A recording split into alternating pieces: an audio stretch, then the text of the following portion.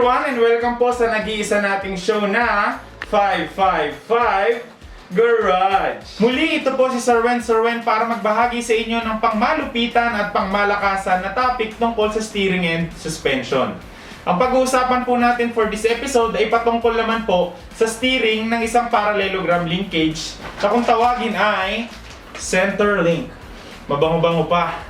Ayan. Pero bago tayo magsimula, gusto ko po magpasalamat sa mga subscribers natin na laging nanonood ng mga bagong episode natin, sa mga taong paulit-ulit na pinapanood yung iisang episode lang. Maraming salamat po sa pagtutok nyo sa aking mukha kahit nakakaumay na. Ayan. So ano pang hinihintay nyo? Let's proceed to our topic for this episode. Okay, tuwing kailan nga ba natin dapat palitan ang center link naman? So yung center link, nung nakita nyo kanina sa diagram natin, siya yung isa sa steering part ng mga parallelogram type. Siya yung pinagkakabitan ng pitman arm at saka ng idler arm. So yung center link nakaka-receive yan ng shock maya't maya mula sa ating mga gulong. Kaya kapag ka tumagal, talagang mapapagod din yan. Okay, kaya pinapalitan din po ang center link. Dapat lagi nating i-check, okay?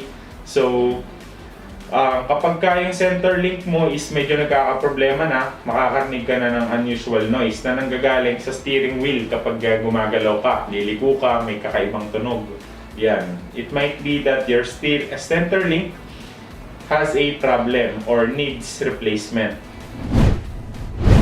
Gusto lamang po namin ipaalala na ang pagpapalit po ng center link ay situational. Nakadepende pa rin po ito sa nangyari sa inyong sasakyan at ang mga tinuro po namin earlier is for normal road condition.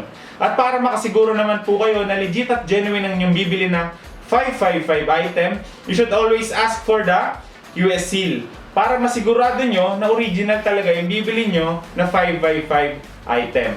At para maging updated naman po sa mga upcoming videos natin dito sa ating YouTube channel, don't forget to hit the subscribe button and notification bell dyan po sa baba ng ating video. Again, ito po si Sir Wen na nagsasabi sa inyo na lamang ang may alam at namamatay ang nagmamarunong. Kita-kits tayo sa susunod na episode ng ating 555 Garage.